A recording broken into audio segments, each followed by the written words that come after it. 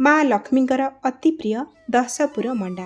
आज आम सुदशा व्रत स्पेशल दशपुर दिया पानी मंडा तैयारी करबा। आउ एठी आपण माने मंडा देखिकी जान पारबे केते सुंदर हेची, एकदम नरम तुलतुलिया हेची। आउ मंडा पिठा भितर देखंतु मु आपन भांगी की देखौची, फुल फुल पुर दिया हेची। आउ पिठा ऊपर जो कवरिंगटा देखंतु पूरा पतला अछि, जहाँकि मंडा पिठा खाइबाकू बेसी स्वादिया लागिबो। एही भली परफेक्ट मंडा पिठा बनिया पई सबु छोट छोट टिप्स एंड ट्रिक्स शेयर करची, वीडियो को पूरा देखंतु। आशा करिवि कि आज रेसिपी आपण मानकू निश्चय पसंद आसीबो। वीडियो भल लागिले लाइक करिवे, शेयर करिवे। चैनल रे आपण जदि नुआ ताले प्लीज सब्सक्राइब करनेबे। फेसबुक पेज रे देखुतिले फॉलो तो निश्चय करिवे। नमस्कार, लता ओडिया किचन रे आपण समस्तंकू अनेक अनेक स्वागत। 10 पुर दिया मंडा पिठा बनिया पई प्रथमे आमी पुर प्रस्तुत करबा। तो 10 पुर जेहेतु 10टी सामग्री आमको पुर बनिया पई दरकार। तो चलंतु प्रथमे देखि नबा मु कोन कोन सब सामग्री नेची। एठी मु गोटे मीडियम साइज रा नडिया को कोरिकी नेची। आउ दरकार हबो छेनार। एठी मु आधा लिटर क्षीर को छेना छिडेकी नेची। आउ एठी मु गोटे कप बा 200 ग्राम रो नेची गुड़ आपण माने कम अधिया करके निज हिसाब रे नेबे। छेना नडिया गुड़ 3 प्रकार हैला। आमुको आउ मसला 7 प्रकार रो दरकार। सेही भितरे आधा चामच रो नेची गोलमरिच, गोटे छोट तेजपत्र को छोट छोट करी काटिकी नेची, गोटे इंच रो अदा, 3टी नेची गुजराती, 4-5टा लवंग, गोटे बड़ अलैच, ता सहित खाइबा कर्पूर नेची गोटे पिंच। कर्पूर बेसी पकेइबेनी, पिता टेस्ट आसी पारे। एबे आमे ए 7 प्रकार मसला को हेमदस्तारे देकी गुंड करिनबा। पूरा प्लेन है कि ये कुटी हबनी, दरदरा है कि रहिबो। देखंतु एई भली भाबरे एठी हमर मसला रेडी हे गला। आकु साइड रे रखिबा, जीवा पूरा प्रस्तुत करबा। एपटे फ्लेम ऑन करके देखंतु बसैछि गोटे कड़ई गरम हे गला परे सेथिरे प्रथमे आमे गुड़ को दे देबा। गुड़ मेल्ट हेबा पई आमे 2-3 चम्मच पानी दे देबा। आउ मीडियम फ्लेम रे प्रथमे गुड़ को भल भाबरे मेल्ट हेबा पई छाड़िबा। गुड़ मेल्ट हे गला परे आमे नडिया कोरा को दे देबा, ता सहित आमे छेना को दे देबा और सब को भल भाबरे गोळे नबा। गैस रो फ्लेम को मीडियम रखिबा। आउ छेना नडिया रो जो पानी बाहरिबो ना, से पानी सुखिला पर्यंत आमे आकु एपट सेपट करके भाजिबा। किंतु ध्यान रखिबे पुर को अधिका सुखिला करिबेनी, एतिरे हल्का हल्का मॉइस्चर रहिबा दरकार, ताहाले पुर खाइबाकू भल लागिबो। छेना नडिया टिके भाजी गला परे आमे कुटी रखिथिबा मसला को दबा, गोळेई नबा। आउ किछि सेकेंड पई मीडियम फ्लेम रे भाजी नबा एपट सेपट करके। एठी देखि पारुथिबे भल भाबरे भाजी हे गलानी, किंतु अधिक सुखिला हेनी, पुर हल्का हल्का मॉइस्चर अछि। एमिति ही रखिबे। एठी हमर मंडा पिठा पई 10 पुर प्रस्तुत हे गला। आउ आमे रखिबा साइड रे, जीवा नेक्स्ट स्टेप को। आउ एपटे देखंतु गोटे ग्लास घरे थिबा नॉर्मल अरुआ चाउल को मु 4-5 घंटा आगरु बतुरे नेची।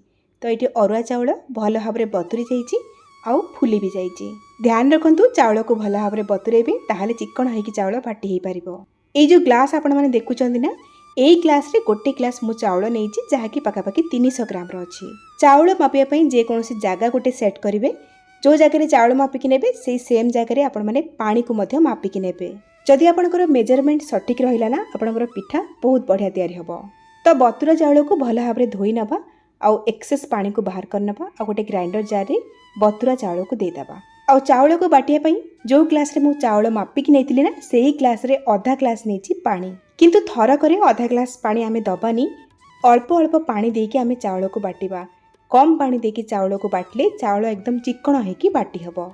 एठी देखंतु आधा ग्लास पानी को अल्प अल्प करके देकी चाउल को एकदम चिकन करके बाटी नेची। और चाउल बटार कंसिस्टेंसी एई भली ही पतला रहिबो, ताहाले जाई कि जंतणी प्रस्तुत कला बेले लम्स बा गोटा पड़िबनी।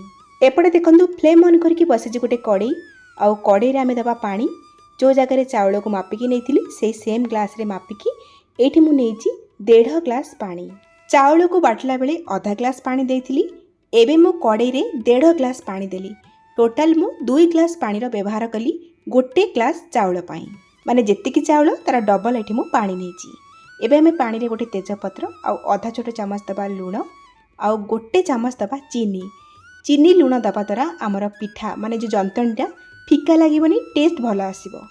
आउ जंतणी आमर एकदम स्मूथ तैयारी हबो। सेति पई हमें गोटे चामच दबा एठी गुआ घियो। आउ पानी को हाई फ्लेम रे भल भाव में हमें फुटै नबा।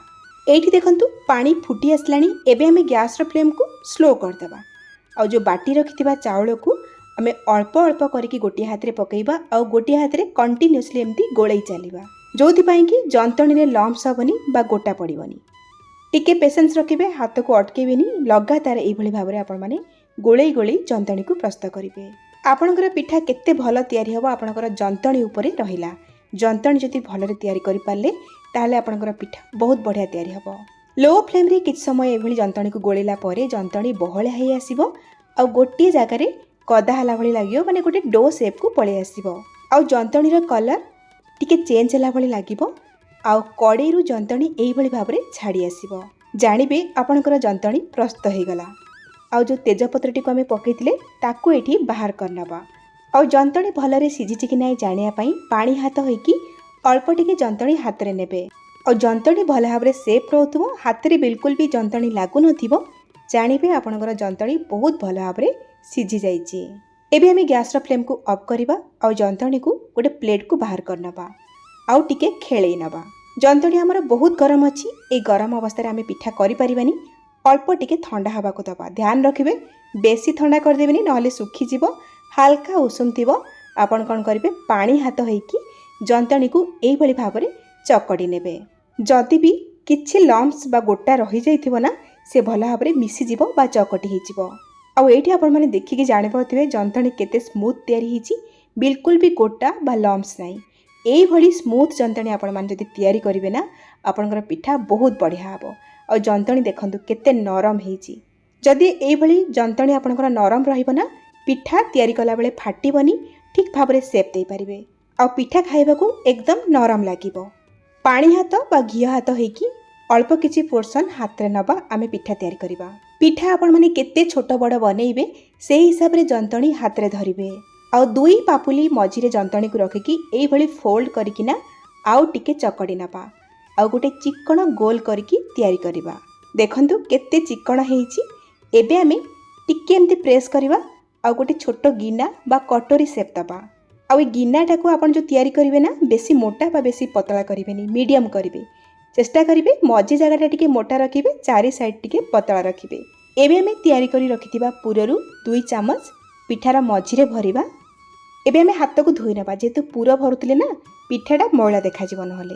एबे आमे हल्का हाथ रे पूरा को प्रेस करबा आउ जो जंतणी रो गिना को तयारी करछे ताकू आमे हल्का हाथ रे चारि साइड रो एई भली भाबरे ऊपर को उठेइबा आ ऊपरे बळका रहितबा एक्स्ट्रा जंतणी रो टिके बाहर करनबा आउ पानी हाथ हेकी पिठा को चारि साइड रो समान करनबा। एई भली भाबरे जति पिठा बनेइबे, पिठा गोटे पट मोटा गोटे पट पतला लागिबनी, चारि आडू समान लागिबो खाइबा पई।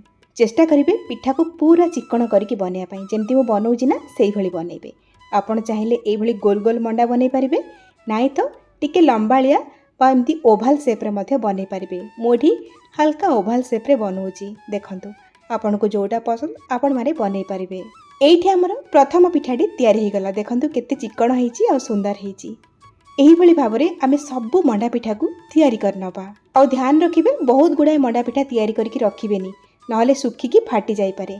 जेतिकी आपण बनेइबे सेतिकी सिझेइबे, पुणी बनेइबे पुणी सिझेइबे। एपटे देखंतु कड़ाई रे 5 रु 6 ग्लास पानी देइची गरम करिया पई।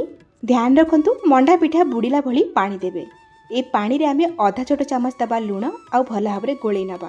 जेहेतु पानी रे छाणी के आमे मंडा पिठा बनौचे, लूण पकाइबा द्वारा मंडा पिठा ऊपर फिका लागिबनी आ पानी को हाई फ्लेम रे टकमक करके फुटेइबा। पानी पूरा फुटिले आमे मंडा पिठा को पकेइबा। जदि पानी फुटी नथिबो मंडा पिठा पकई देबे, मंडा पिठा फाटी जाई पारे।